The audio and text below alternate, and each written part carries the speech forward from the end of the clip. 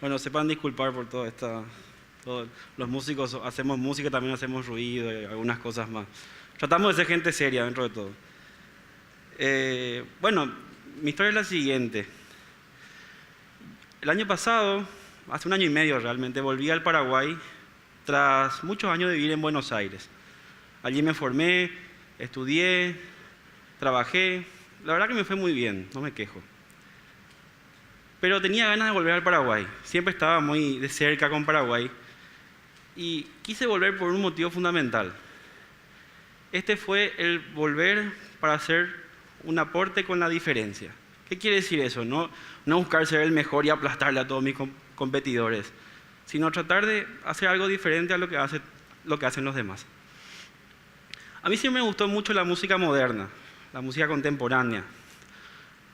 Como estética me gusta mucho y también lo que más me interesa tal vez es que pueda tener al compositor vivo delante mío, pueda hacerle preguntas y podamos borrar, corregir, esa cosa dinámica, esa energía que tiene la música actual, que no tiene la música antigua mayormente, me interesa mucho.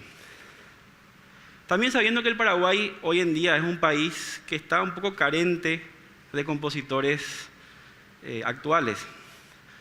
Un reclamo social que para mí ya se vuelve muy interesante es que mucha gente me ha dicho que en Paraguay no hay los compositores, te dice la gente. ¿Qué pasó con nuestros viejos compositores como José Asunción Flores, Agustín Barrio? ¿Dónde están todos ellos? ¿Qué pasó?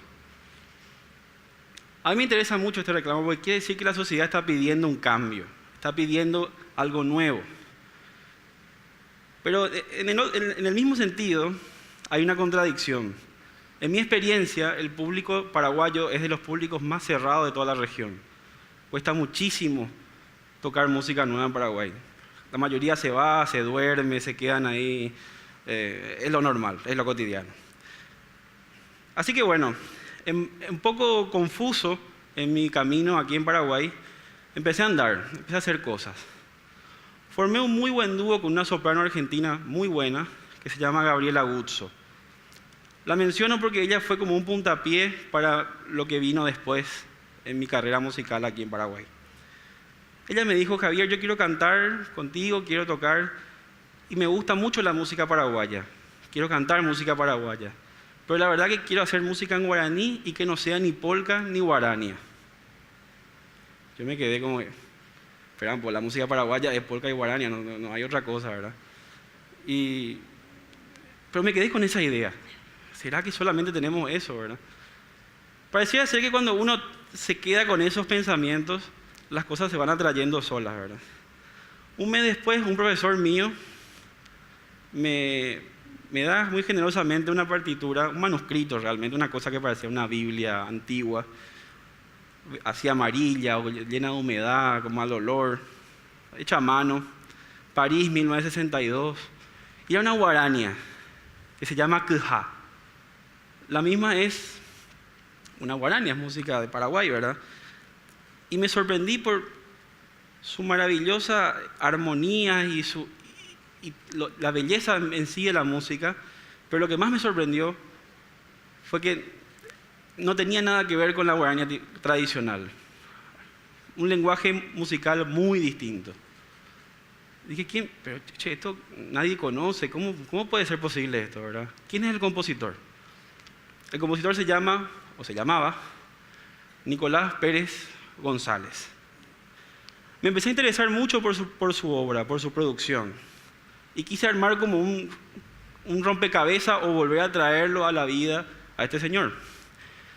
Gracias a mi novia que un día, son las coincidencias que van pasando, me llamó y me dice: che Javi, vino un amigo de mi abuelo del Brasil y es un gran músico, te quiero presentar, porque sabe mucho, venía a hablar con él. Bueno, ¿cómo se llama el señor? Le digo: Eladio Pérez González. Epa, ¿qué pasa acá? Dije. Dos hermanos separados en el tiempo, uno muerto, el otro vivo, con 90 años, se juntaron en mí en el mismo mes.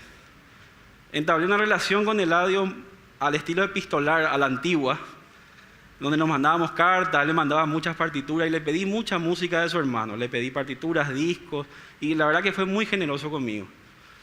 Después, con el tiempo, gracias a las redes sociales, lo pude conocer al hijo que vivía allá en París, en Francia, Nicolásito Pérez González, como se lo dice.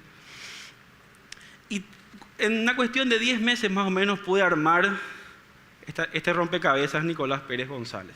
Le cuento muy brevemente quién es este señor. Él nació en Asunción en 1927.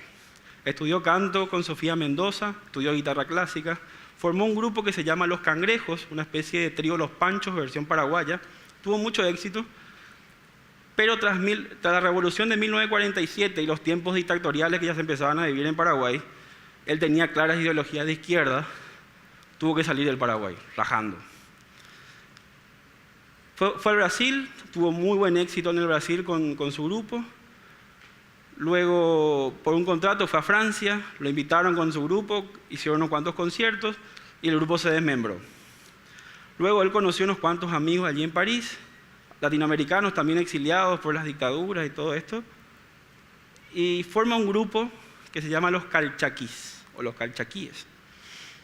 Este grupo, lo pueden buscar en Google, en donde quieran, en YouTube, fue el grupo latinoamericano más exitoso de toda Europa entre los años 60 y 70. Vendieron miles de discos, dieron miles de conciertos en todas partes de Europa, en la televisión francesa, en la radio de Bélgica, etcétera, etcétera, etcétera. Nicolás empezó a ganar mucho dinero y se compró una casa en París, que él llamó Mi Jaula de Oro, porque estaba exiliado, pero en París. y tuvo la plata para poder pagar sus estudios musicales serios. Allí estudia con la gran y súper prestigiosa maestra Nadia Boulanger, que fue la maestra más importante del siglo XX, y con otros maestros más también de muy alto nivel. Y en la cima de su carrera, él dice: cuando caiga el tirano en mi país, yo volveré al Paraguay para aportar con lo que sé.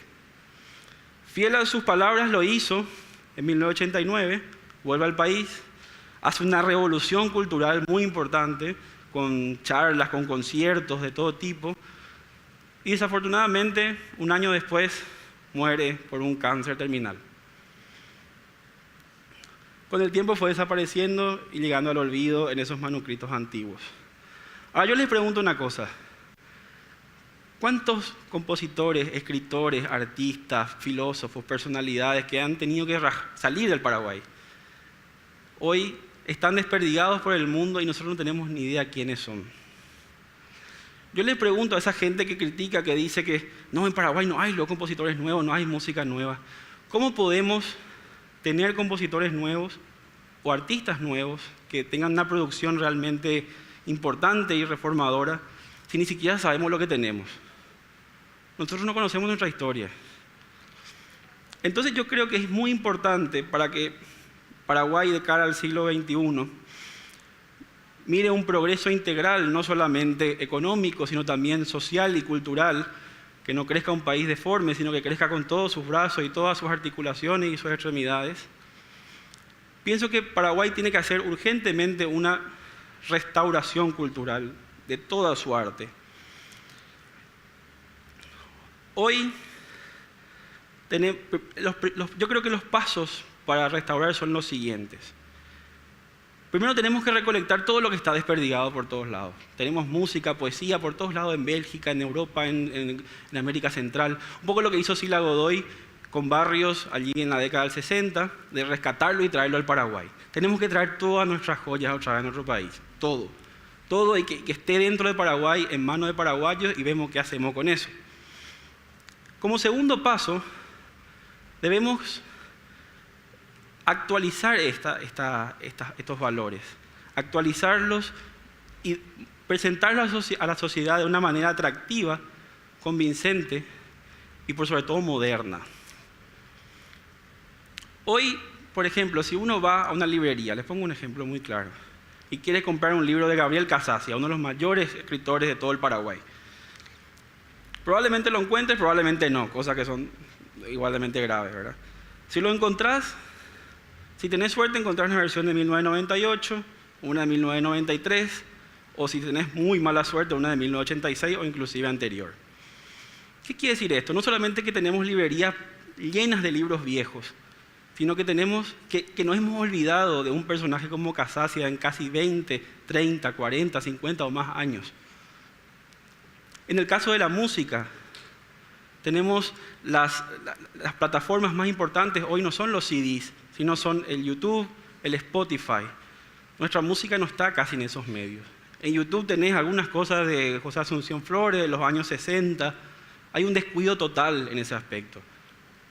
Nosotros tenemos 3 orquestas importantísimas, como la Sinfónica Nacional, el Congreso, la OSCA, que tienen músicos jóvenes formados en el exterior. Tenemos estudios de grabación de gran nivel, le doy fe de eso como testigo que fui.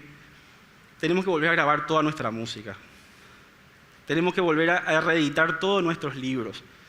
Tenemos que hacer versiones entretenidas, que atraigan al público, con versiones críticas, donde críticos literarios que hay en Paraguay y muchos puedan acercar esta obra más a la gente. Tenemos que ponerlos en plataformas digitales como PDF, como los libros electrónicos, que son la base de la modernidad hoy, y también para que el mundo se entere que Paraguay tiene muy buena literatura. Yo creo que esta restauración no es, por así decirlo, algo que hay que hacer. Esta restauración es una urgencia. Porque si no, el arte paraguayo en pocos años se va a extinguir. Esa es mi visión. Con la cantidad de niños que hoy nacen con un celular en la mano, con un iPad bajo el brazo, ¿cómo pretendemos que estos chicos, que son el futuro del Paraguay, vayan a esas librerías a comprar esos libros mohosos y viejos? ¿Cómo pensamos eso? Entonces, debemos acercarle estos valores paraguayos a los chicos, que ellos se interesen y que sientan y que se den cuenta que esa es su identidad. Para eso los adultos y los grandes debemos trabajar y no preocuparnos por otras cosas de qué es lo que deben leer los chicos y qué es lo que no, y cosas por el estilo. John F. Kennedy, un gran presidente de los Estados Unidos, muchos lo conocerán, tenía una frase muy buena. Él decía: nosotros celebramos el pasado para despertar el futuro. Celebrar el pasado, ¿qué es? Darle valor al pasado y darle futuro a eso. Que ese pasado nos sirva, que nos sintamos identificados, que sea nuestra identidad y que no sea un objeto de museo. Para que los niños después usen eso y le den un futuro próspero a nuestro país. Así que hoy les invito que celebremos un poco de nuestro pasado con una pieza muy pequeña de Pérez González que se llama Promenade. Muchas gracias y muy buenas noches.